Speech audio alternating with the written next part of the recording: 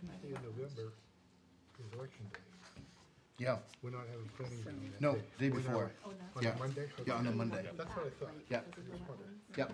I said, I want to write this down ahead of time, so I know Charlie promised he'd call me to remind me. Yeah, we'll send out a reminder.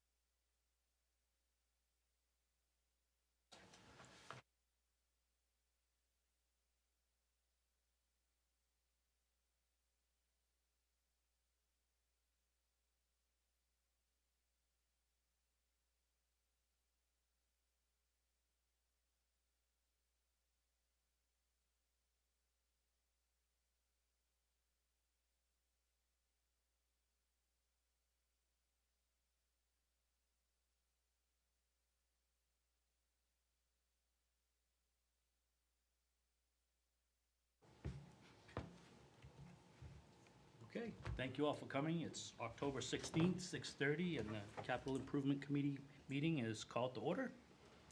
Tyler, could you do the roll, please? Absolutely. Tonight we have Marcia Hayward, Dave Willett, Jane LaRoche, Carolyn Muller, Gary Dion, Mike Little, Counselor Eric Hoffman, Rich McNeil, Rob Moore, the planning director, myself, Tyler Carmichael, the assistant planner, and Savannah Burnell will be taking our minutes.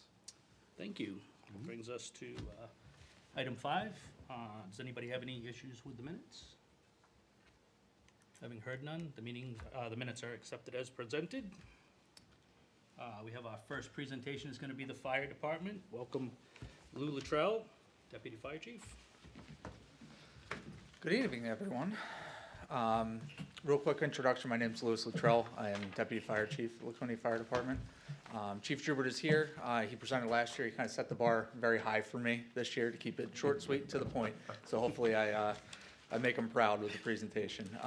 We've set the presentation up kind of the same way, where we highlight some of our wins, as we call them at the fire department, things that past CIP projects that we're really proud of, and then our requests for this year. Some of our past and current CIP projects, they're all in progress right now in different stages of being finished. We're replacing our 1991 fire engine. We're replacing 2 of our oldest ambulances as well. Our 1998 ladder truck. We've updated our personal protective clothing, our PPE that the firefighters wear. And we're in the process of installing a rain roof in the fire department as well. Just kind of touch on the detail of a little bit. Our 13 engine 2 is being replaced as 1991. Doing quick math, that's 33 years old. It's older than some of the firefighters we have in the department. It's currently ordered and it's in the process of being completed. This is a picture that you can see right now of the new engine. It kind of mirrors our engine 5 that we had delivered a few years back, our newest engine that's up in the weirs right now. And it's expected to be delivered in December of this year. So we're very excited about seeing that come to fruition here soon. Our ladder truck, 1998, that is 27 years old, so still older than some of the people at our fire department. That is ordered and is currently under construction as well. Both of those apparatus are through local dealers that deal with the national groups that do fire apparatus. But all of our maintenance and stuff will be done locally as well.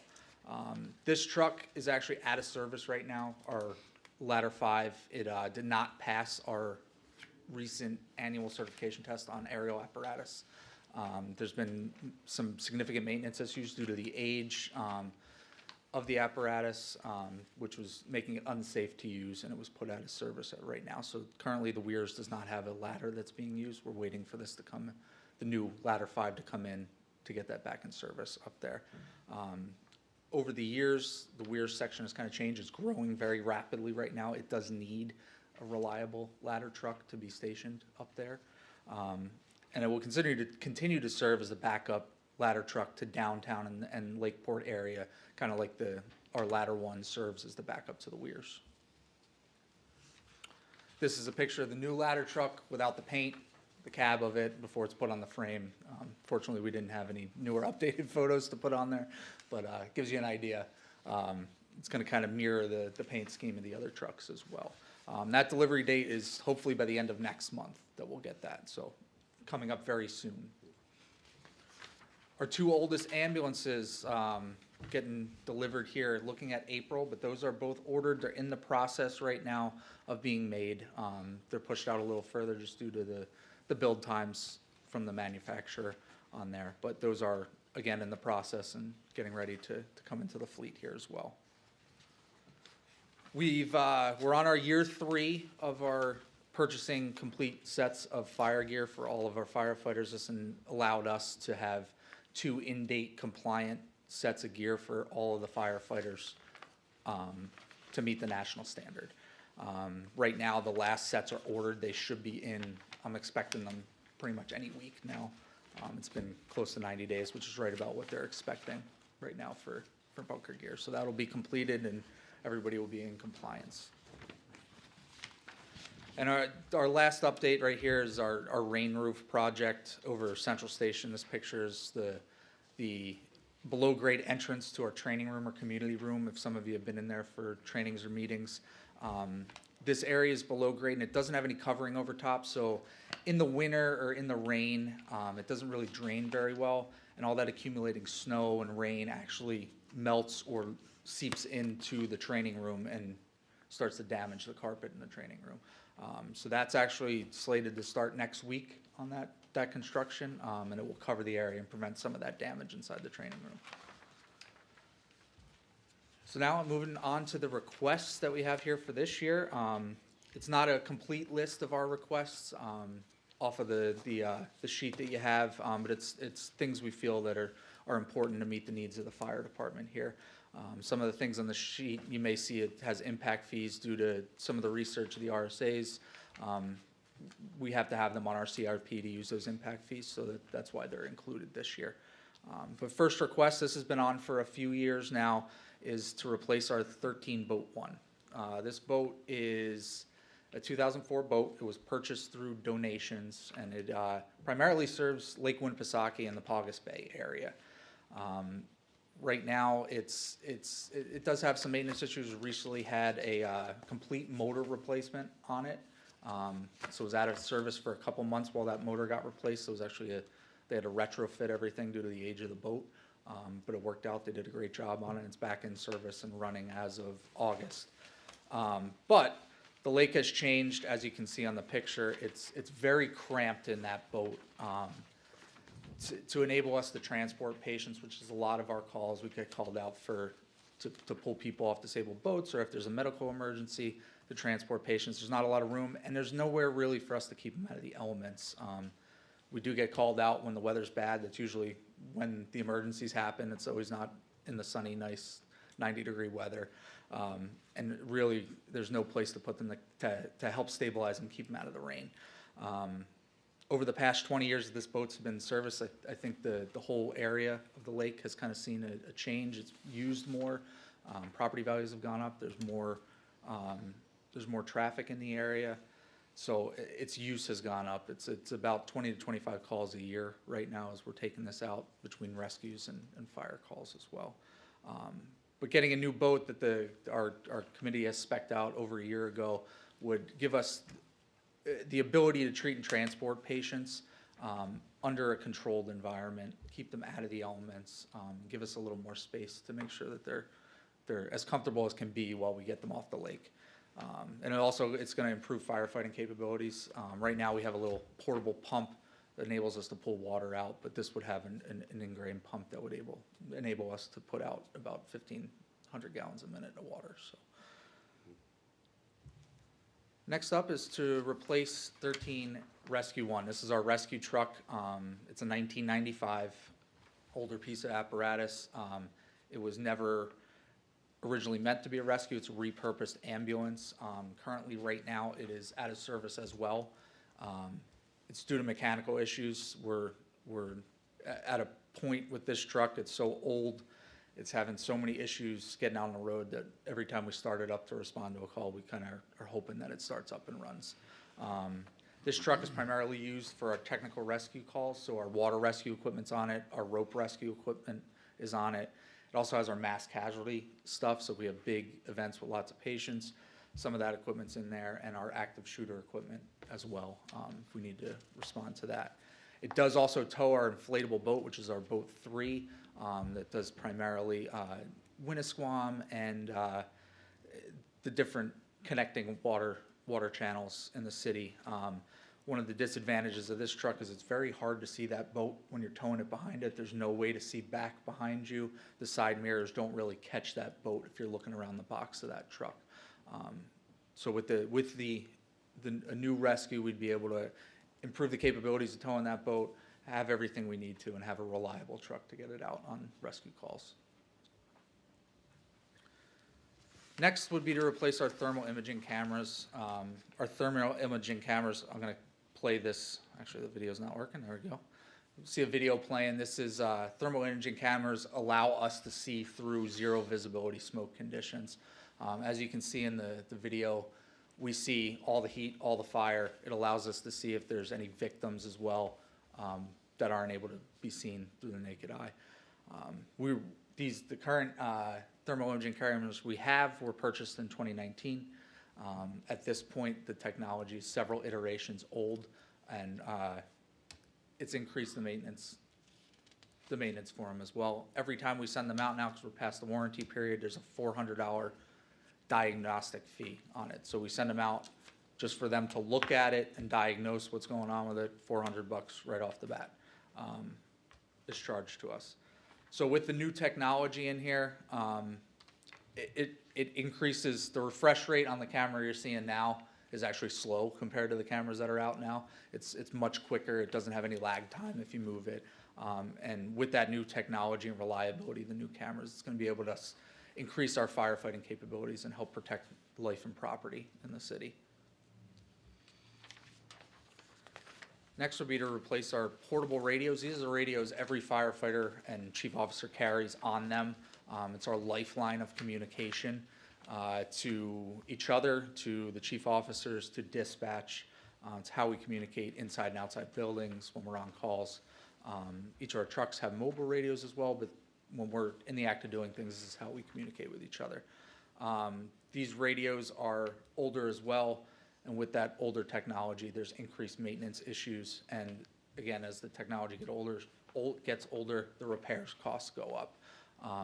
And with these radios, it's kind of to the point where if dispatch has another upgrade in advanced technologies, we're at the point where we can't really upgrade these radios anymore. So there may have a little interoperability problems there. But with new radios, it'll improve our ability to communicate with each other and ensure that we're never in a position where we can't have that communication.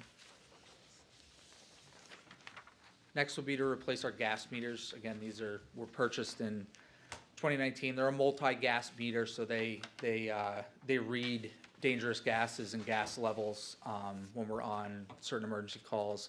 So it'll measure CO, oxygen, hydrogen sulfide, things that are dangerous to life and health.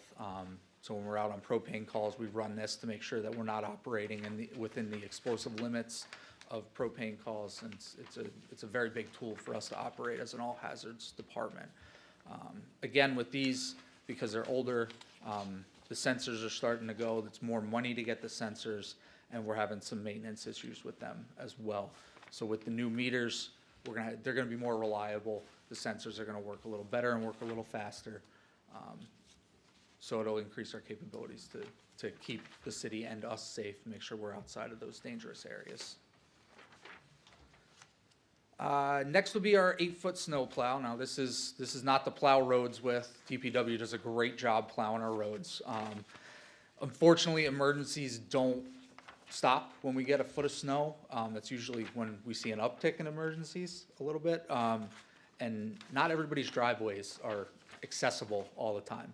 So having a plow that we're able to follow our apparatus with and plow driveways will enable us to get to residents and emergencies quicker.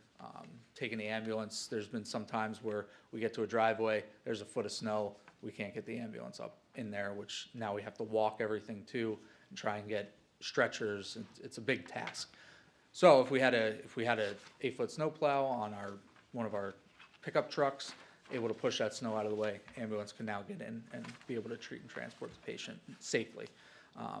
The other benefit of this is it assists with removing snow from around hydrants. We have over 400 hydrants in the city. It's actually touching closer to 500 now. And most of those we shovel by hand. With the snow from last year, you all know it was back to back to back to back. So crews getting out every day. Actually, Chief Joubert and myself were out helping shovel hydrants the past 2 years because of the amount of snow. This is gonna make it easier when there's a 3-foot snowbank that's blocking hydrants and be able to get those hydrants clear, because the last thing we want is for an emergency to happen and we're backed up on hydrants and the hydrant we need to use has 3 feet of snow around it. So this will increase our capabilities and make it a little quicker for us to do that as well. That's basically the end of the presentation. I'm more than happy to answer any questions you have. If I don't have them, I can definitely find out for you, and Chief Joubert is here, so he may have some answers as well if I don't have them off the top of my head. Yes, ma'am. Regarding the fire hydrants, have you ever put a big request out to the residents to like, please help us out? I mean, I know there's 2 of us in my neighborhood, we take care of ours. Yes. But it seems like all these people are just like slugging around and they're not helping. There are a good handful of residents that do clear hydrants for us, and it is a big help. Yeah. But some of them are just not in areas where they think to move them, and that's fine. You know, it's kind of our responsibility to keep them clear so we can get them in emergency, and we appreciate the community's help in helping us keep them clear as well. Yes, sir. Yeah, I have a few questions. Sure. Starting with one of the most recent things, gas meters. Sure. How many units are you talking about? We have 2, 3? 2 right now. Okay. Realistically, we should probably up it 1 or 2 more so that we have them on trucks, because a lot of times right now it's on our engines. They're out committed on calls. We don't have one to move on a ladder if that's responded first to. So the as well. $6,000 line is for like 2 units probably then? It's for 2 units, Okay. yeah. All right. Similarly, back to thermal imaging cameras. Sure. How many units was that for 76,000? That is, do you know how many we have, Chief? How does it say? 7 total. 7 total, yeah. Okay. So we have them on our engines, we have them on our ladders, we have them on our ambulances. Yep, okay. Because the more we have, the better we can So they're operate. somewhere around $10,000 a piece, okay. Yes, Back to the boat. Sure. The picture of the old boat is a pretty modest boat. Now, you described a little spiffier boat. with yes, Probably more of an enclosed cabin, I'm thinking, yeah, because the line item there was 526. yes. So it's So, a boat. Can you elaborate on some of the equipment that's gonna be on there? You talked about a built-in pump system and all that. So Sure. Is Yeah, it so gonna have like a gun to shoot water with? No, really, like. the Yeah, pump- no, it's gonna be able to, Like a fireboat has? I don't think or we've what? spec'd out a gun necessarily, but, It'll have the capability to flow water from what you call a gun or have hose lines off it as well. yeah. Okay. So it's gonna have that ingrained pump in it where we don't have to, you think of a pump that you get from Home Depot and have that, and you're sticking hose in the water, trying to pull Like it a out, sump connect the pump- fire. pump? Yeah, pretty much. It's not gonna pump that much. No, it is not. 30 So gallons a minute, this is maybe? a pump that's designed for firefighting. It's gonna flow a lot of water very quickly and enable us to That'll use be it. attached and all that? Yes, No, okay. yes. It's a substantially bigger boat too, It's gonna be a little bit bigger, yes. because the old one, you could put in a trailer and truck to another lake or something. This newer boat's not gonna be that easily moved. This boat is on a dock in the weirs all season. Well, I've seen the old one, yeah. Yeah. But the new one's gonna the be new one's still gonna- stationed there, but it's, New one's gonna be stationed there. It's gonna be primarily for that. Our kind of thought was this boat still has some value to move it over to Winnisquam Okay. and have a boat that's dedicated there as well. There's less calls on Winnisquam, probably about 10 to 12 a year on Winnisquam. For a boat of that age, it would still have value to do that there, but the new boat would be able to handle the calls, the 25 calls a year we're getting out on Winnipesaukee and Paugus. okay, and then lastly, the rescue vehicle. Mm-hmm. Rather than a repurposed ambulance, it's gonna like you know, from the ground up, specifically to be a rescue? Specifically to be a rescue, yes. It's not gonna have like forestry capabilities or anything like that, is it? No, we have a dedicated forestry truck Okay. right now that has a portable pump on it, that we use for all of our, we've actually used it a lot lately, but, with the dry conditions outside, but yes, we do have a dedicated forestry Okay. truck as well, Okay, thanks. absolutely. Yes, sir, I had a question about the portable radios. sure. Do you have to replace all of them all at once, or is there any possibility of phasing them in as a possible? I would So say they it's, could be it's a rolling? possibility, but then you end up with two different technologies that may not be able to talk They're not depending on them. interchangeable. Okay, I had that, and then I had a question, the gas meters, you moved those higher up in your presentation. Is that in anticipation of them wanting to be higher on your list? They're a need, they're definitely a need. The more capable we are, the sheet you have, the summary sheet is the actual order we're going in. Okay. Yep, awesome. And then last question I had was, and excuse me for not knowing No, this, what's the absolutely. difference between the portable radios and the mobile radios? That was my last question. So the portable radios from the presentation they're carried on us. They have an antenna mic that we wear. The mobile radios are fixed inside of all of our apparatus. Okay, thank you so So- much. That's it for me. Yes, sir. On the, excuse me, 13 boat one, Sure. the replacement, what are we looking at lengthwise? Do you know what the length was on the report?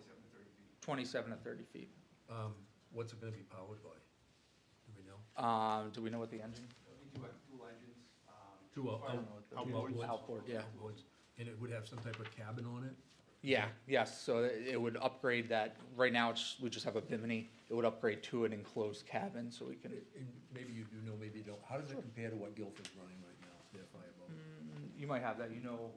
I would Better say than it'd I be, do. not as intensive a fireboat, more well-rounded boat for the needs. They have a lot of islands out there that they have to go to with properties where we don't. So it'll have a pump, it'll have the ability for us to provide EMS and medical care for people that have injuries on the water or on a boat. It just won't have a lot of the bells and whistles that Guilford has. So is it a boat with a sponson on it type boat, or is it a hard-sided fiberglass boat? There's two versions that we're looking at right now, but it would be either aluminum or a fiberglass boat. Okay. And the current boat that you have that's kept in the weirs, that would go to Winnisquam, that's the plan? That would be our So plan. we don't have anything on Winnisquam that's docked there? Right now, our calls on Winnisquam are used by the inflatable boat that we tow to a boat launch every time. So this would enable us to have Have a one boat right there, there, ready to right jump there, in ready and to go. tow. Yes, Okay, great, thank you. absolutely. Do you currently not have a plow at all? We have one in the weirs, but we don't have any at Central, which is where most of the hydrants are. I'd say the vast majority of the hydrants are in Central. There's a big chunk of the weirs that's not in what we call the hydrogen district. It's getting better as development goes, but you can hear us going out on the call right now, so. Was that planned? It was not planned, just the way it worked out. But yes, there's one in the weirs, but getting that all the way around the city when we're trying to do it is a little unfeasible. I have one more question. Of course. And I probably should know the answer to this, but I don't. What happens to the old equipment, the fire trucks, the rescue truck? What happened? Do they go to an auction? Are they traded in? What happens to the old equipment? It depends, really. If there's value to it, sometimes they'll sell to private people who buy it. You see some repurposed ambulances that are out for carpentry contractors that buy old ambulances and use them. If there's no real value to it and it's super deteriorated, it kind of just goes to scrap, honestly, so. Any other questions? Thank you so much, Deputy Awesome, Chief. thank you. And if there's Really any questions appreciate that come up, please reach out to myself and John Hubert, and we're more than happy to answer. it. Thank you. Thank you. Okay, our next presentation is gonna be from Laconia Public Library, and we have Director Deanne Hunter.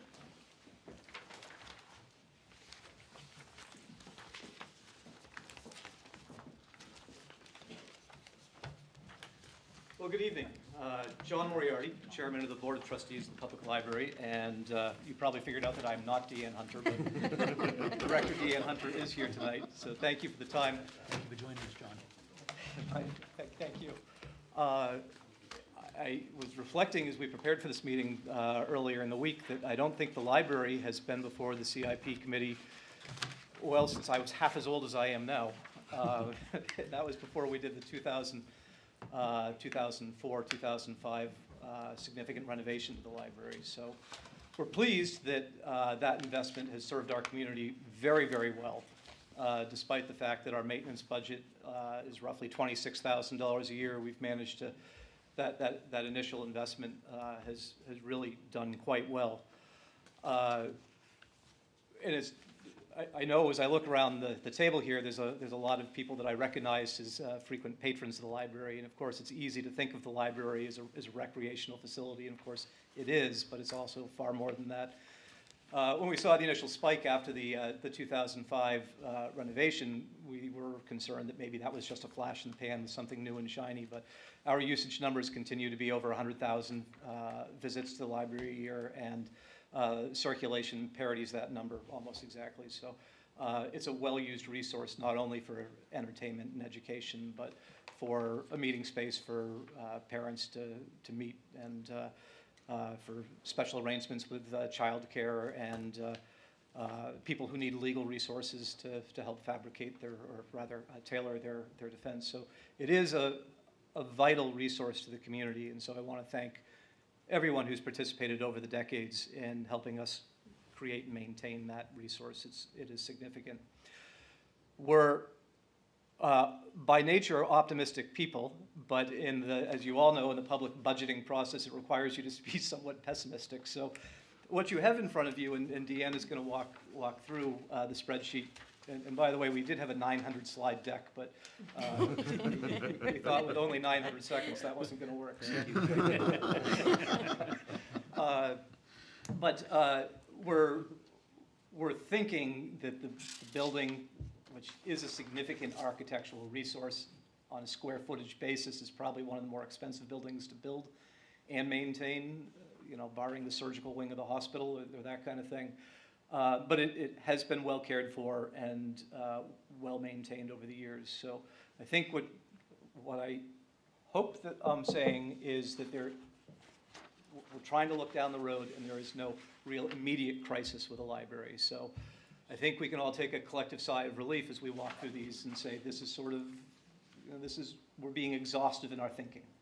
And so I want you to know that that's our approach in making this presentation tonight.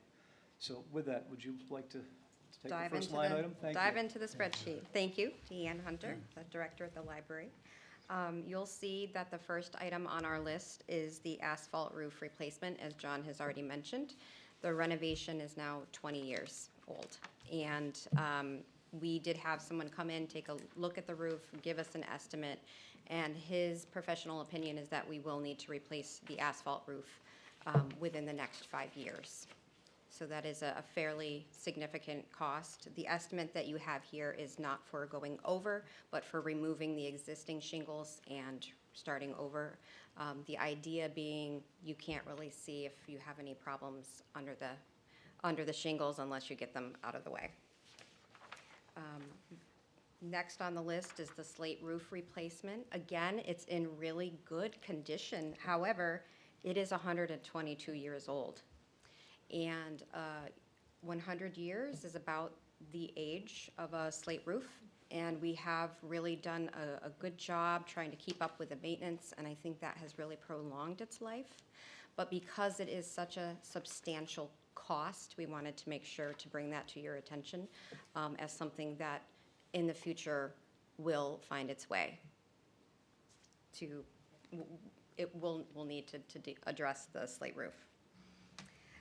Next item is the HVAC mechanical systems. Again, all of this was done during the renovation, so the capital life of the HVAC system is nearing its end. It's 20 years old. We have done upgrades and maintenance every single year, and we stay on top of things. However, because of its age, we wanted to make sure that you have this number before you. The Allen block wall replacement, and for those of you who aren't quite sure what an Allen block wall is, it is essentially a very good size retaining wall, which is located near the ADA access into the building. It's fairly sizable, and it is showing very clear signs of deterioration. So we have had folks come in and look at it. We haven't really had any good ideas to prolong its life other than make sure we keep the rock salt far away from the wall, which we prioritize every year, so we make sure that that's done. AV system for Laconia Rotary Hall, again, that system was put in place during the renovation project, so it is now 20 years old. Technology changes so quickly, and we've added a few components over the years to try to bring it up to speed. However, it's not ideal in any way. So it is functional, but there are certainly elements that we have had to put Band-Aids on over the years. The technological infrastructure. The library, we have several computers, as you can imagine, used by staff and the public. We have so many patrons that come in to use, the only real computer access they have is at the library. And the same with the printer. We have people in all the time that just need to print. So it's very important, and cybersecurity is something that the city is always thinking about, and it is very costly. And it's really important because we have to essentially make sure our network is safe for staff to use and for the public as well. The Main Street entrance, it's a beautiful entrance. We have these very large granite steps that are actually tied into the facade of the building. So it really complicates repairing and moving forward with that. The steps themselves, they have shifted over the years, and at some point we will have to do something to repair them, or at least try to stop the progression, the movement that's happening. So, and again, it is complicated because it's tied into the actual building. Okay, this brings us to the Church Street entrance, which is our primary entrance. The vast majority of patrons visiting the library, they use our Church Street entrance. It's located right near the parking lot, so it makes it easier for patrons to get out and come right into the building. However, the difficulty lies in the fact that there is an extremely long ADA ramp to get into the building. It actually snakes around, and we call it the Mount Everest of ramps. So, in fact, just today, we had somebody call and ask if there was another way into the building because they really didn't think that they'd be able to make it in. We have notarized for people in the parking lot. We oftentimes run out to their car to grab their materials or bring them the materials to their car. We're happy to do it, but there are certainly a lot of folks that are hindered by getting into the building because of the length of the ramp. And we think that there is some very good potential of reconfiguring that design to make it easier for folks to really get into the building. Additional meeting rooms. As you'll see, this is listed as desired. We have found over the years the requests for meeting space there's a huge demand for it in the city. Currently, we have 2 conference rooms upstairs on the upper level. They each accommodate 8 people, and we have everything from telehealth, visitation, people consulting with their attorneys, business meetings, interviews, you name it. People are looking for a private space where they can meet and conduct whatever business it is they need to conduct. And we have a space within the library that we are hoping to someday repurpose and transform into additional meeting spaces for folks to use in the city. Now, as we enter into number 10 and sort of carrying us through the rest of the spreadsheet, are items that potentially we may want to consider using impact fees for.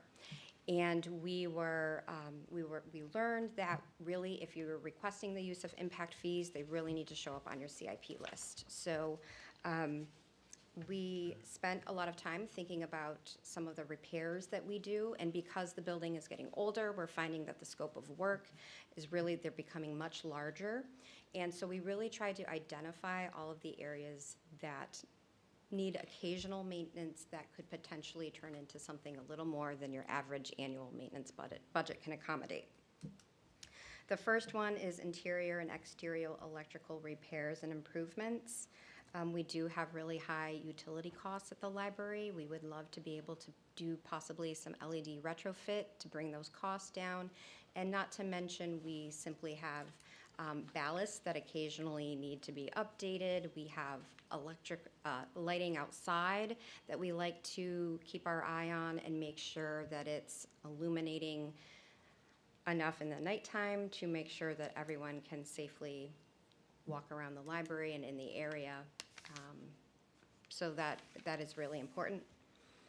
Replacement flooring, we have a lot of traffic in the library, and even some of the areas where we have replaced flooring just over the years, we simply need to keep up with it. It's a large building, it's over 18,000 square feet, and when you have families and children and folks in and out all day long, the teen room, you definitely need to replace the flooring on a regular basis.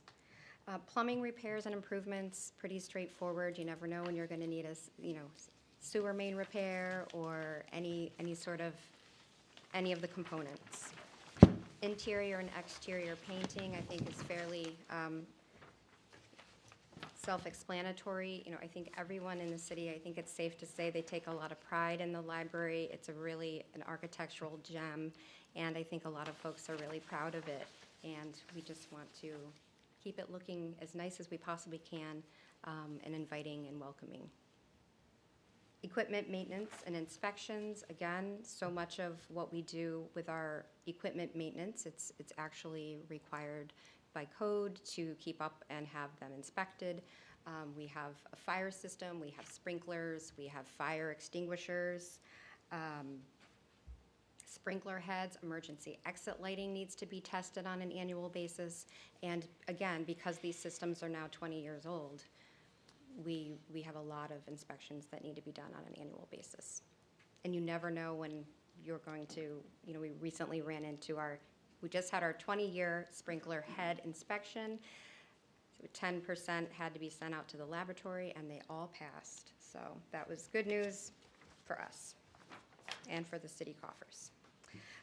Let's see, masonry repairs, again, the original building was built in 1903. So it is constructed out of granite. There's a lot of mortar, and we really need to keep up with the repointing as needed, and it's a large building to maintain.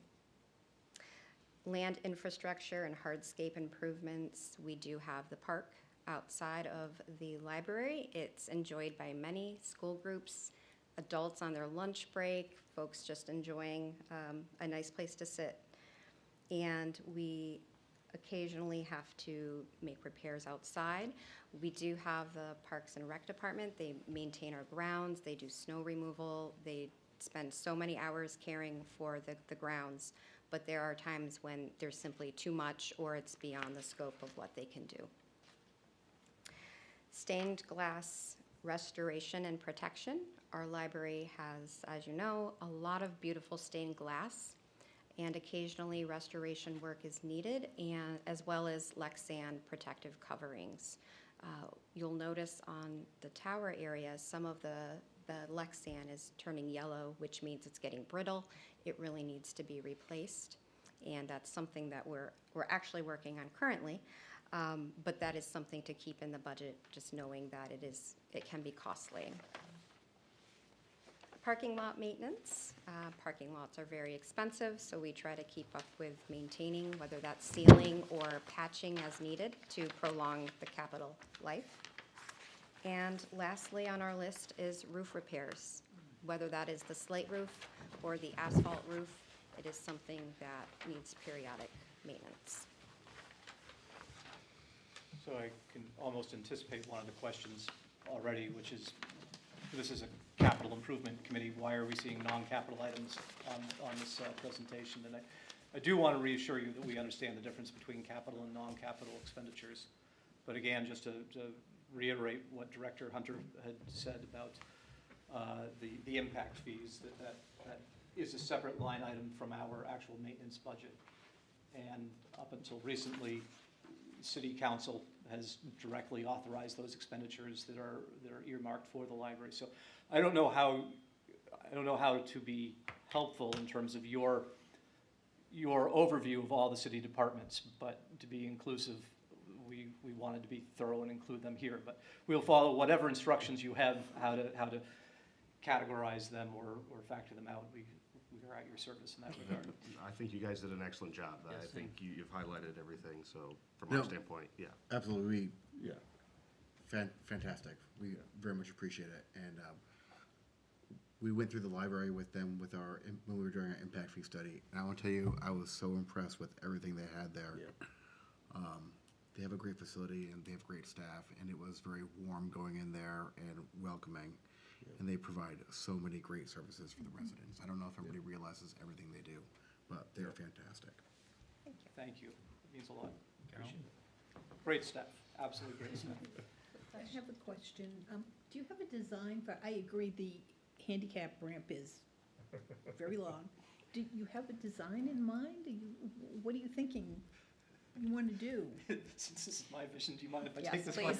one? I don't refer to it as Mount Everest. I refer to it as a really long novice cross-country trail, especially in the wintertime before it has been serviced. But it's interesting, if you look at the grade, Yeah. and I'm going to turn around, please forgive my back, but the parking lot slopes down towards Church Street. And the cross-country trail has two switchbacks Yeah. and ends down here. Yeah. And it strikes us that if we come out straight off the first part of the ramp, straight out the end of the building, there's a little bench there, a stone bench, and then turn 90 degrees north, it will go down, the ramp will go down as the parking lot elevation is increasing. And I figure that we can actually shorten that by more than 50%. Wow. And the only question in my mind is whether we have to worry about snow shedding off the roof and onto the ramp or not. So that's maybe one of the obstacles, but I think we have enough room. It would turn a 10-foot elevation change into roughly a 50-inch elevation change. So it's a pretty significant difference. It's Go very ahead, long. yeah. go ahead and ask me how come we didn't do it 25 years I ago. do. There's a story there. Uh-huh. Along that line, if you change the configuration, which doesn't sound like a bad idea, do you need to cover that? Well, of course, I defer to the experts in the room, but protected versus unprotected, the 1 in 12 or the 1 in 20 ratio. I think we were thinking unprotected, so even those numbers are the 1 in 20. In terms of roofing and enclosure, again, I think that kind of comes back to the question about snow shedding, so possibly, I'm not entirely sure. And then the second part is, if for some reason you had money to do that next year, would that preclude the need for that Allen wall? It does. Allen block Yes, wall? it does. Because that's related, as I understood properly, okay. You are absolutely correct. All right. Okay. Yes, a comment and a question. I work at the hospital and the library, along with doing amazing things in the library, have been coming out to the hospital to help sign people up for library cards and talk to the public in our cafeteria. I've seen them several times and it's amazing, so we thank you for that. Thank you, and I would just like to comment regarding our visits to the hospital. Yeah. New Hampshire libraries, they have a fun little contest every year for National Library Card Sign-Up Month, and we did take silver this year, so. With all of our outreach, Congratulations. so, thank you for having us. Of course. And my question, I didn't see anything about Lakeport in any of your presentation. Is that completely separate? How does that work in regards to this? That's an interesting question, because the Goss Reading Room, I'm not sure who's familiar with that, but is a small, it's not really a library, it's a reading room that was in in Lakeport because of the bequest of Dr. Wilbur Ozzie and Wilbur Goss, 1903. And as early as 1945, the Board of Trustees wrestled with whether to close that facility because people really needed the resources of the main campus. And so in my tenure on the board, it's been something that we wrestle with. How do we staff it? What resources are we taking away from the community by staffing that?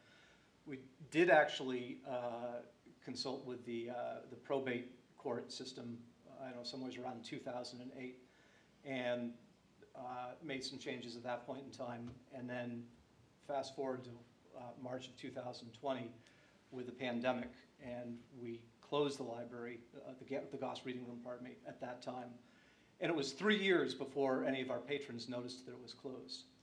And so we're sort of wrestling with exactly what the highest and best use of that space is. But no model, economic or logistical, seems to indicate that the highest and best use of that is to continue it as the Goss Reading Room, as an extension or a satellite of the library. We still don't really know what that means. If you've got ideas, we're always open to them. But Goss itself, we continue to do the maintenance on it. We do have a separate line item maintenance for that. We are using it to store some of the library's artifacts. We do have a fairly significant collection of artifacts. And so that is, at the moment, a good, dry, safe resource for that, but it is not currently open to the public. So in terms of capital projects on the horizon for that, you're not missing it. It is not there. Thank you. I do. Excuse me, line item number 6, on technology infrastructure. How many stations do you have right now where somebody can come in and have a use of a computer? Well, we have 3 gaming computers in the teen room. We have 4 lobby computers in the sort of main area of the library. We have 1 station that is dedicated to scanning documents and emailing them. And then we have a legal research computer upstairs, which we offer Westlaw. We are a partner library of the New Hampshire Law Library, and with that comes access for our library patrons to Westlaw, which, if any of you are familiar with Westlaw, it's a very expensive legal database, and that's something that we offer at no charge to Laconia. So we have a legal research station upstairs. We have a microfilm terminal upstairs as well. And Fully digitized, it's about like the old school light bulb. yes, it is quite lovely. Yes, it's very nice. So would this add more? Do you need more? It seems like you might not have enough. Well, I don't think at the moment. We actually keep track of how often our patrons have to wait for a library computer. And I would say 4 times a month is sort of like the highest it gets, though around tax season, demand could be a tiny bit higher. We have a lot of wireless usage in the library. We have about probably 2,000 Wi-Fi uses from the public uses the Wi-Fi about 2,000 times a month. So I think that our computers, the number of computers work well. We possibly could add an additional computer, but perhaps the reconfiguration would be helpful.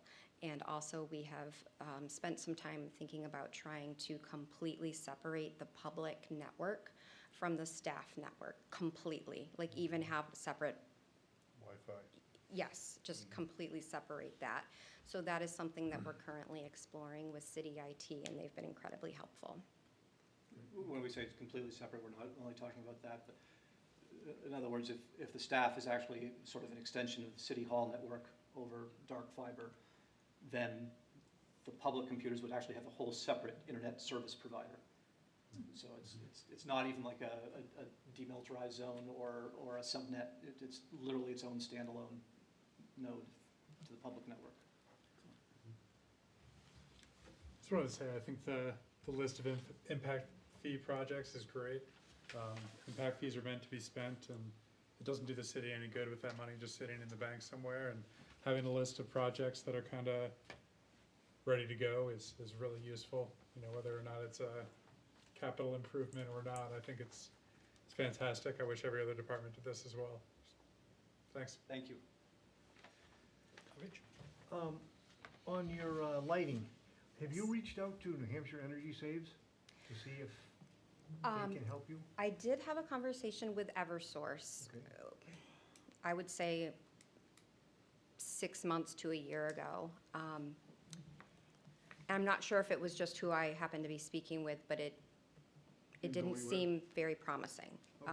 But not to say that we can't pick it up and start over again and maybe have a different outcome, that, give it another try. I have some connections there, so I'll ask. That'd be great. That would be awesome. Thank you. Any other questions? Thank you so much, Director Hunter and Mr. Moriarty. Thank Really you. appreciate the presentation, and I'm a huge fan of the library, so keep up the great work. Thank you. Thank you all. Great job, guys. Next up, Parks and Recreation, Assistant Director Matt Manser. Welcome, Matt. Not least. Yeah. Last. Yeah, right. How are you guys? Great. Good.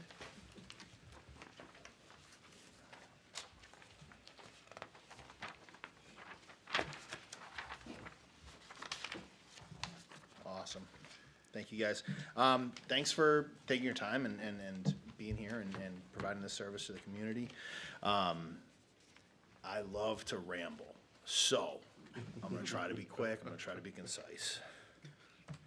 And we'll jump right into it. We got 17 items that we're requesting. This is one of the longer lists that I've seen us bring to the CIP, and I'm assuming it's probably because of the impact fee change in understanding that's bringing that to it. So let's jump right in. First thing we're looking for is security cameras at 11 parks around the city. We've seen an increase in vandalism just throughout the city. And unfortunately, it takes up a lot of man hours to repair, clean up, and fix these. Any and everything. I mean, we'll get random phone calls. I expect 1 or 2 phone calls almost a week of just something you didn't anticipate for coming through. It could be, any of these pictures that you're seeing here, graffiti, damaged picnic tables, damage to landscaping, illegal activity, and much more. I've got a Facebook post on here from 2023 of some graffiti that happened at Colby Field in Opeechee Park. And under the post, one of the top comments is like, oh, I bet you they've got the person coming into the city or out of the city on camera. And one thing we kind of see is so many people expect us to have security cameras at our facilities. And I hate it when we have to disappoint them and tell them, no, we don't have anything. We also see a lot of police investigations that can stall out just because we don't have the security footage and there's not much there. Shortly after, or around that time of the Colby Field graffiti, we also saw some anti-Semitic graffiti that was out in that area at Opeechee Point. And if you remember, it was a pretty big story. So on the left here, I have the, let me get my pointer. Boom. A WMUR article from that. And then we still don't know who did that, right? And then just recently at the beginning of this year, here in downtown Laconia, there was some graffiti that was on the wall. And those suspects were caught, and it was because of the security cameras, right? So I wanted to make the point of like, look at what we can do. And we're hoping that it can help us with deterrence, right? Like that's the number one thing.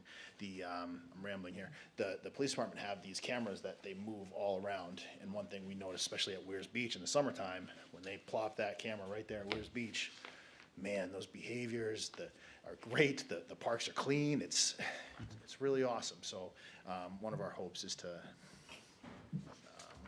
put them up year round. Speaking of Weirs Beach, the second thing we're looking for is an upgrade to our irrigation at the beach and the pump house that's there. I love Weirs Beach, guys. I think Weirs Beach is definitely, I think it's the most beautiful park in the state. But if you go walk around with me, I'm going to tell you it's the most beautiful park in the country, right? And I want to hear who else thinks they have a more beautiful park. We've got the lake, we've got the mountains, we've got everything there. I think it's wonderful. And we have a ton of traffic that goes there as well. I'll often tell my staff up there that Weirs Beach means a lot to a lot of people. And those people see this pump house, right? It's right in the back of the parking lot that's there. Couple more angles of it, you can see where this thing is deteriorating. I don't even think it's currently deteriorating, it's deteriorated, right? Like it is smoked, right? The inside of this building is a very important piece of equipment right here, this pump. This is what pumps the water from the lake and gets it out to the grass to do our irrigation system there. It's currently on cinder blocks. This has seized up. We need to replace this. This is part of this request, is replacing this pump. There's something about pressure versus static pressure. I'm rambling. What we want is to improve the building, replace the pump, improve the building, upgrade the electrical so that it can support the new pump that we need to have there. And then maybe put it on a table or whatever instead of the cinder blocks. Moving on to number 3. I was gonna say, let me know if I'm going too fast, but I'm sure that's not an issue for anybody, right? A replacement vehicle for our assistant director, which is me, and also our program staff. I think of this more for the program staff. In the middle of this past summer, we took the car we were using, we had to get it inspected, we sent it to Danny in the shop. He sent me a voicemail, said, that thing is long gone, you're not getting it back. We had to scramble a little bit, but I don't have a good photo to show you right now, so I have an approximation. This is what we're having our staff use, but we'll have our staff drive around, open up all our facilities, close all our facilities. We've got a beach supervisor who on weekends will drive around and check out all the beaches. The weekdays and the rest of the year, that's my job. And so like the job is mobile. You're moving from place to place. Right now I'm using my personal vehicle and my wife's on me, so we need to replace this vehicle. This is vital to our summer operations. Yeah. Speaking of vehicle replacement, we are looking to replace one of our trucks. It's number 319 with an F-250 4x4 crew. I do have a photo of that. Just kidding. All right, this is it here. There is some rust here on the back. There's like I missed it in the picture, but there's like a gasket that's kind of poking out here. There's plenty of electrical issues that are occurring with it. It's 17 years old. Its functional life is kind of poking out. And we want to make sure we are ahead of it instead of getting that phone call in the middle of the season saying, all right, can't use it anymore, got to figure something out. This has got to be the most exciting thing you've seen, right? Like the Goose Laser. We do have a problem. It's everything, I think everyone knows. These photos are from a few years ago, and it's only gotten worse, right? We've got geese all over Opeechee. I think they also go up to Robbie. I love to tell the story that I talked to state of New Hampshire a few years ago, and they told me about their situation at Pawtuckaway. They had 40 geese there, and they decided that was too many, and they decided to euthanize the geese that were there. I've counted over 200 at Opeechee Park. So I know that our number is super high. We have to do something. We must do something. And one of the options could be this business that creates this green laser. They use it at airports and other commercial businesses where it kind of shoots the laser out at a pattern at the time of your choosing, and it is supposed to deter geese. We went out and we bought some small green lasers. You know, I'm trying not to get anybody's eye here, but it's pretty powerful. I went to O-Pee-Chee, I was, all right, let's go, let's give this a go.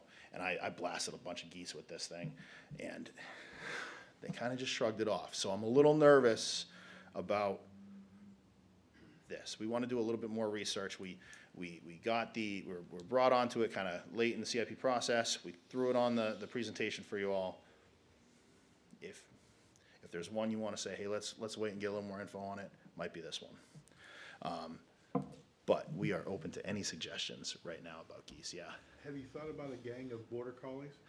We had a gentleman a number of years ago who said, hey, I'll take care of the geese. And he went out early morning, he had his dog run around, I think he would smoke a cigar, and it was like, all right, there's a few things here you're doing wrong, but you're keeping those geese away, so I would kind of, turn a blind eye here and there, but I do think that finally caught up, and we haven't seen him for a little bit.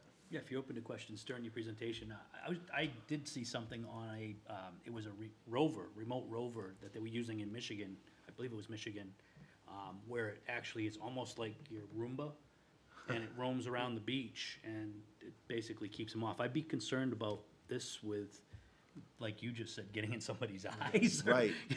shooting off at something. And or that's a aiming up huge towards a- concern, especially, I mean, it's one thing, we have soccer from 3 to 8, right? We can just turn it off on the timer. But what about, a park is a public place for people to go and enjoy at any given time, right? So what if somebody's on the playground, and there's a few things that we're just a little hesitant, as of right now. We want to get a little more info on it. We've got it on here, but we still need to learn more. Thank you. For sure. You said something about Pawtuckaway Yeah, and the state park, they euthanize ducks? correct, yeah, Really? yeah. So geese are not protected species? They're regulated. No, The yeah. geese are regulated by the state of New Hampshire, and I think that, have you talked to Fish and Game about? Yeah, chatted with And them a what- few years What's ago. their response? It's kind of a timing thing. They wanna, we could set it up with them, and I wanna say, with, the Federal Fish and Game or Yeah. Department of Wildlife, and we can set it up. We just, we haven't gotten that support yet, right? Because there is an aspect of, being humane, right? So, yeah, it is available. There is It's a kind of balance. 50-50, yeah, right? And balance. that's kind of where we're. Yeah, it's like we could corral them, put them on a truck, and send them back to Canada. Let me know how that works out. They're Canada geese, they have to go back home. Jailbirds. Revoke their passports. Ice involved. They're illegal. Our sixth item on the list here is a professional cleaning and renovation for our monuments. This is specifically for monuments at Veterans Square.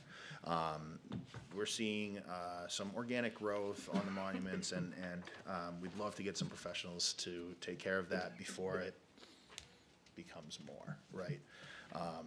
We're also, down here, you can kind of see it the best. We also need to replace some of the lighting around these monuments. So that's what this request is for here. Up at Robbie Mills Sports Complex, we've got some buildings that we need to replace the roofing, siding, and flashing. Robbie Mills is quickly becoming one of the more sought-after facilities in the state. We're definitely really proud of it here in Laconia, but more people are discovering it, and they're coming. We're seeing more requests than we know what to do with right now. And some of the buildings with the increased usage, we're getting more wear and tear, and we need to replace some of the siding, roofing, and flashing. So this is outside the press box, right behind home plate. Also at Robbie Mills, we are requesting funds for a warning track in the baseball field.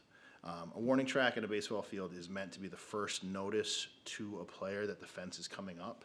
So if a player is chasing a foul ball this way, running towards the fence, and they're not looking because they're tracking the ball, the dirt on the warning track, when I run into that, that tells me the fence is coming, so I don't run into it. The warning track is 15 feet wide, and it should have been done in the original installation of the facility, but it wasn't. This is a matter of safety on the baseball field. And like I just said, we're getting more and more increased use on the field, and it's not just experienced muskrats like who are playing on the same field over and over again. These are less experienced high school kids who are playing, and they might not be as familiar with the facility as, say, the muskrats were back in the day. And it's not like the fence is very forgiving, right? You've got the bar that goes across the top of the fence, which is about head high, and then at the Green Monster, you've got a reinforced wall with concrete and 2x4s and boards that are kind of reinforcing that whole thing. Unfortunately, this isn't an in-house project. This is, very time-consuming, and it's it would require us to redo the irrigation in the outfield. And so it's gonna take a lot of meticulous work, a lot of time-consuming work, and the time of year that we can do it is when our team is maintaining the rest of the facilities around the city, right? So we'd have to outsource this and bring in somebody who knows what they're doing to do it.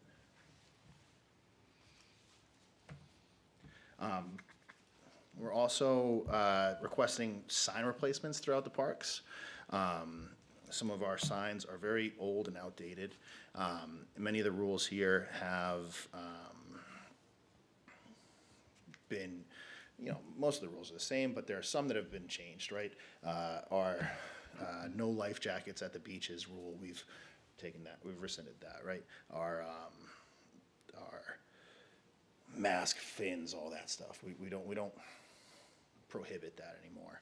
But we do have a new carry in, carry out policy that's been pretty recent. We have been enforcing a no cooking rule at the beaches, which has been pretty recent.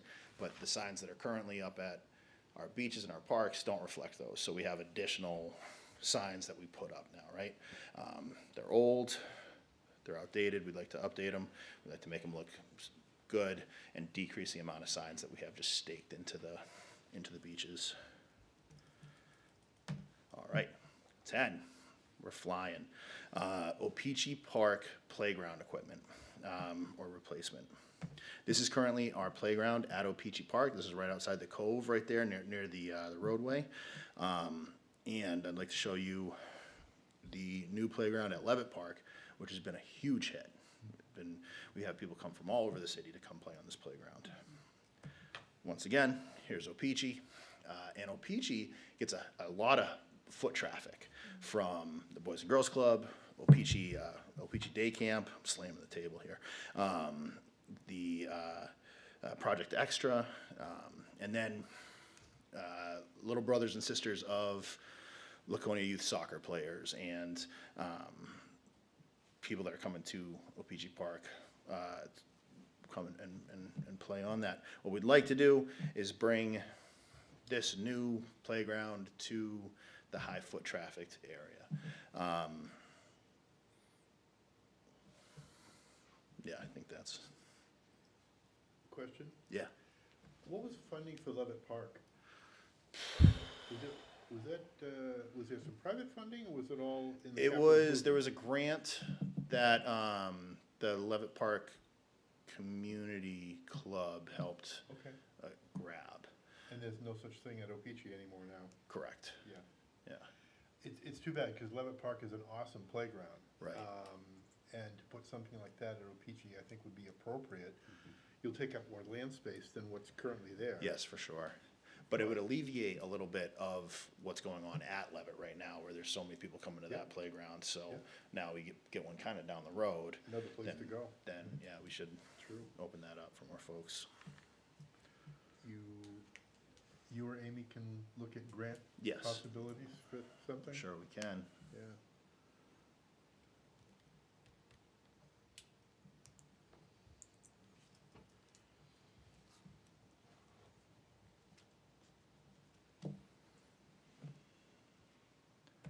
All right. Our 11th request is tree pruning in the parks. Phase 1, we want to do this in I believe it's 4 phases. The tree here on the left, this is actually pretty close to the Levitt Playground, not over it, but fairly close to it. And there's a handful of, this is down the Bond Beach Road. There's a handful of trees that just need professionals to come in with their aerial crews, their climbers, their equipment that do this kind of pruning, this kind of tree trim up before, removing dead limbs safely before they come down unexpectedly. Yeah, we're hoping to do this in 4 phases. This is something that we can constantly keep doing. Our 12th request would be a design phase for a new community center. I know that this is, they're whispers of what we could do with a new community center. And I think this will be the second year we're requesting the funds for the design of it. Our current facility is old, outdated. Our population has outgrown our current building. We don't have enough parking, and we've lost programs because of our lack of parking. We would like to offer more recreational programming. We're primarily gym-related activities, because that's all we have, right? We have the gym. But we'd like to offer a wide array of activities.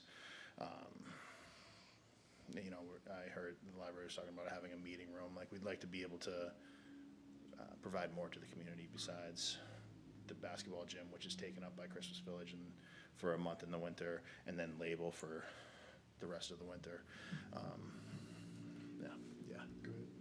Do you have any thoughts on location yet? Yeah, Amy and I were talking about this on the way. I think everybody has a couple ideas. There's kind of lots of different ideas going on. I think that would be part of the design phase also, is trying to come up with some locations, but Amy's thrown out maybe in the Bond Beach area, because we have the space there, right? She also threw out going into, because DPW is sinking, go over to the DPW area, throw some stilts down and put it on that. I don't know that that's gonna fly. She's gonna hate me for mentioning this, but I kinda like the Memorial Park area, because it abuts the playground to the sledding hill. So plop it in maybe there on the sledding hill, open up to the rest of Memorial Park, get some landscaping in there. I envision some like bridges crossing a little creek there, coming over to the rest of the park, yeah. So I Lots of asked, ideas. so you do have some thoughts that are already city land, so the design phase does make sense, because you already have some thoughts that don't require you to go out and purchase a piece of Yes. property where you're gonna Yes. be Oh, for sure, fitting yeah. something in Right, that you right, don't right. know that you have yet, so. Yeah. Okay, thank you very much. Yeah, for sure. All right, we'll move on to the next one. Downtown tree replacement, this would be phase 2. We've already done phase 1. This would be primarily where Main Street and Pleasant Street meet. There's a median kind of along that parking lot there. We'd put trees in there. There's a few tree beds around downtown that have mums in them right now. Those would be trees. Yeah, this would be the second phase to this plan.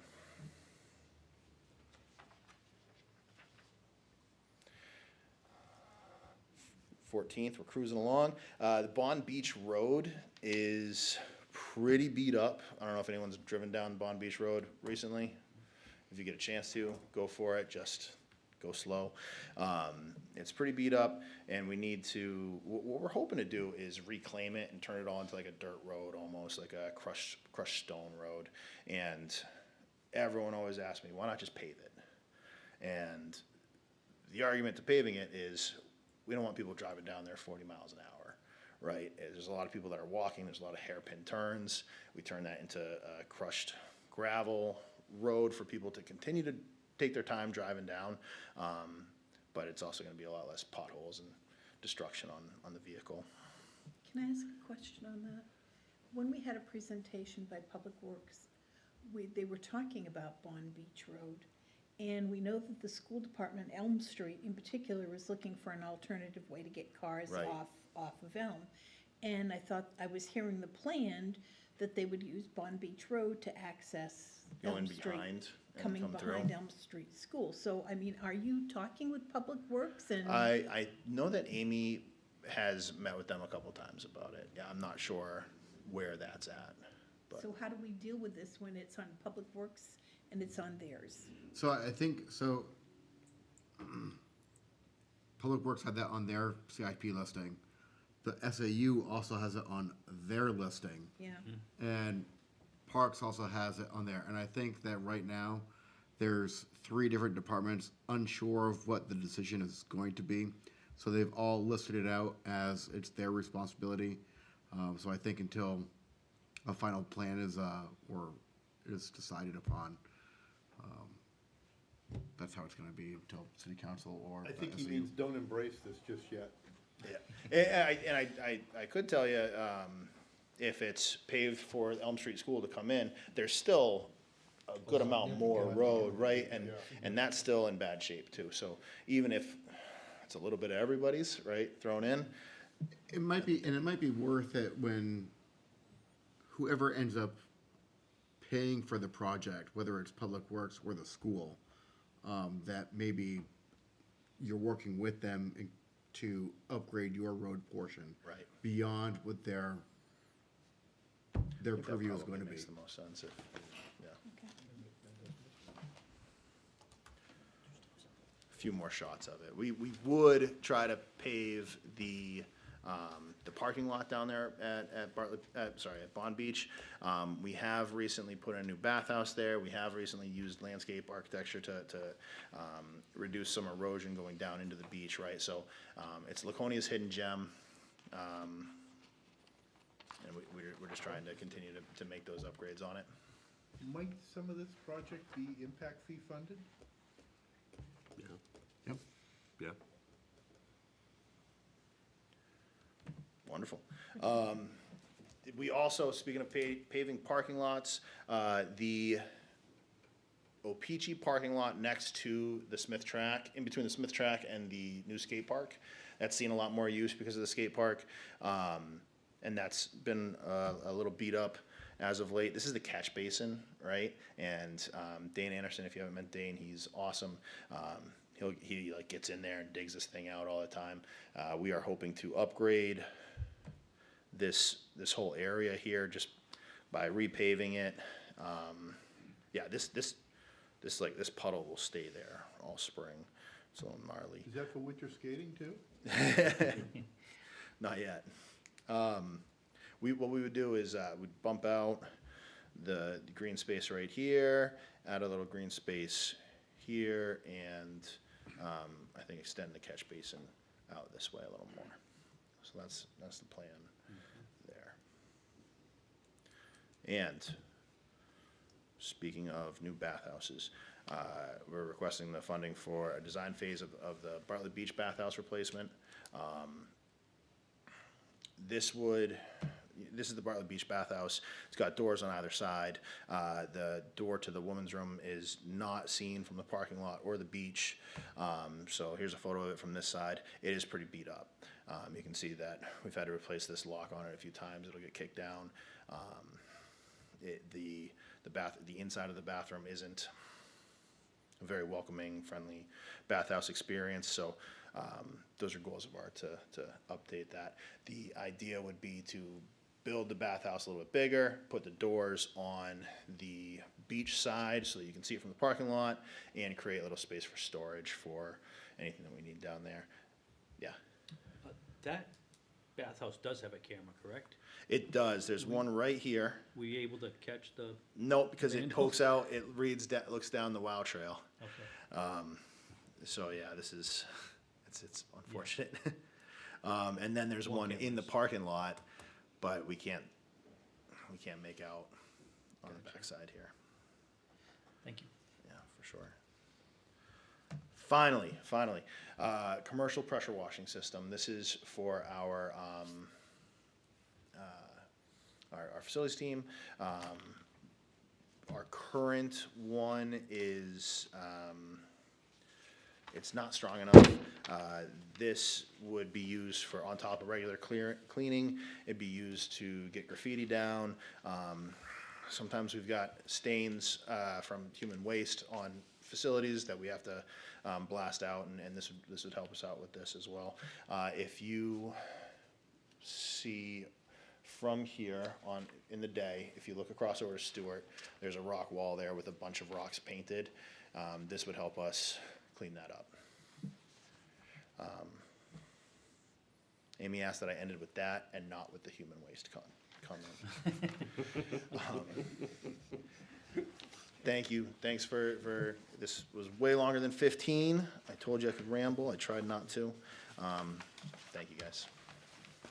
I have one question. I know it's not part of your presentation, but it's on the list further down, and I know that we're not supposed to maybe entertain it, but I have a question about it, and that is Tardif Park Clubhouse, and you had on there about repairing and replacing, roofing and siding at Tardif Park.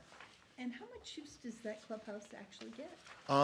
It's one of our busier rental places More on than the Levitt? weekends. No, not more than Levitt. Okay. Levitt. So Levitt's rentals are run by the Levitt Park Community Club, and Weir's Park House is run by an outside company, not an outside company. It's the Weir's Community Park Association. But Tardif, we run the rentals on that. There's no park association at Tardif anymore? There is not, no. And we've got it booked most weekends, but we try to keep it. We try to keep it to one a week. We used to try to keep it to one a weekend because we couldn't come in between to check it out and see if it was clean and get the security deposit back before the next person came in. But we've been figuring out ways to do it. So. I was just curious because you've taken down the Opeachy Park Clubhouse, you've taken down the Wyatt Park Clubhouse. So I just didn't know how much activity it was getting because those other two were gone. And I Right. just wondered if you ever considered just not having it anymore. It has been a topic of conversation, especially in the winter when it's not insulated very well. So when we're heating that building, sometimes we've just raised prices on the rentals so that we're not in the red on that, right? But yeah, it's been thought about. Yeah. Matt, I wanted to get back to the camera systems that you were talking Yeah. about. Excuse me. Are those gonna be tied into the police camera system that they were I talking about? believe that's the goal. Okay, is so yeah, that 'cause I they know would that have there was talk access. about that. It still Yeah. falls under your purview. It would be a shame if we got it and it went to our office and then we're just Okay, yeah, thank you. running around, not in the office to check it out. Oh, I have one more though. Yeah. Back to your pickup truck. Yes. That you're gonna buy an F-250. Does it make sense instead of buying a pickup to buy a flatbed? Would that be more capable for you guys to move stuff around? I can find out. Just a thought, Yeah, I can. if you're hauling, especially like that big pressure washer and stuff. Yeah, right. It's easier to stick that on a flatbed than it is in a pickup without damaging the bed. Go ahead, Dave. Number 2, the shed in the weirs. Yep. That's not gonna get repaired, that's gonna be replaced? Replaced. Okay. Yeah. I'm afraid if we sneeze on No, that I- thing, it's coming it's down. not wait- it's not like another nail in that. It's past that. Number 3, why a Ford Bronco? Great question. I just saw the Ford Bronco today, and great question. I guess the Ford Escape aren't being made anymore, Okay. so that's what we would have requested, and that's helpful for one of the big jobs I can think of is pulling swim lines. Right, when I'm getting all that stuff out, getting into the back of the. I used to use the Ford Taurus. That was the old police vehicle, and we just crammed that thing full of everything. Over the summer, we'll keep a lot of our supplies for our beach staff in the vehicle itself. It's just a little extra storage. Four-wheel drive? I mean, if It'd be the nice, need's there, yeah. but- It No, would I be think lovely, it's- yeah. If you're gonna operate the thing in the winter months and you got Right, right. multiple drivers, the idea that they can put it in four-wheel drive does make it a little bit safer. to go Yeah, on them. right, yeah, And then lastly, 17, the pressure washer. right. Is that a pressure washer that you can use hot water with? Yes, Okay. yes, that's, yeah, Dan, when I was asking Dan about it, he told me that was one of the specifics. Yeah, I would think that that would be a must. Yeah, Okay, thank you. yep, for sure. Would that take the graffiti off the buildings that I go crazy when I see downtown? I know you keep telling me they're private property and we can't do anything, it's their responsibility to take care of the graffiti, but it drives me nuts. But it's no different than if somebody were to paint graffiti on my house, the city of Laconia, although I might welcome them to come take the graffiti off. Until I say, yes, please take the graffiti off, and I sign off saying that I'm not gonna hold the city responsible, unfortunately, we have to look at that graffiti. I think some of those are, yes, 100%. I think some of those, there's, not all brick downtown is created equal. And so there's some variables there about damage being done.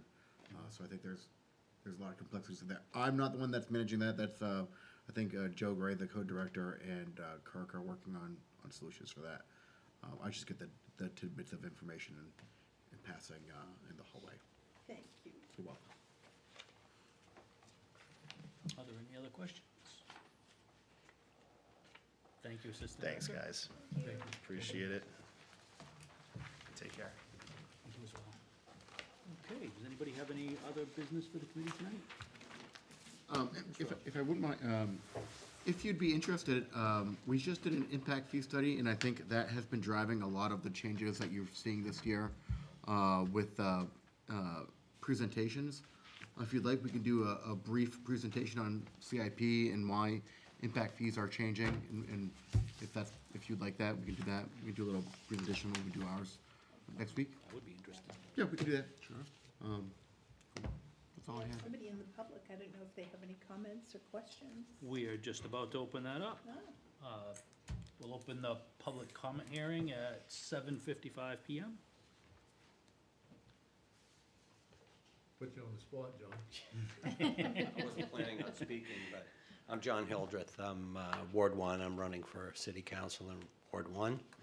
And I'm just trying to get as much information as I can coming to the different meetings to understand if, in fact, I do get elected, that I may have a little more knowledge. So, Thank you for joining us. certainly. It is a lot of information, isn't it? Oh, and this is just one meeting. What you hear, and that's what's important. Yeah, exactly. So, just trying to be, not be visible, but understand how things work. And it would be my first civic office, so Thank you very much. I need to learn a lot. Any other public comments? Seeing none, we'll close the public comment session at 7:56 PM. And with that, the Capital Improvement Committee meeting is adjourned. Thank you. Thank you. Good meeting.